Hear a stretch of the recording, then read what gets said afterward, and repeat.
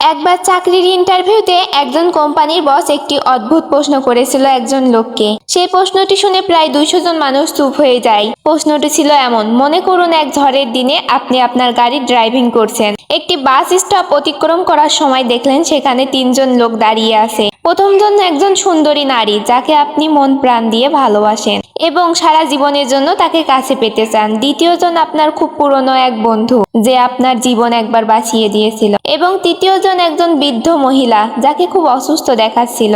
আপনার গাড়িতে সেই মুহূর্তে মাত্র একজনকেই বসানো সম্ভব। এমন তব অবস্থায় আপনি কাকে আপনার গাড়িতে ওঠাতে বলবেন? বৃদ্ধকে, কারণ এটা নৈতিকতার প্রশ্ন। 3জনের মধ্যে তার অবস্থা সব থেকে বেশি খারাপ ছিল।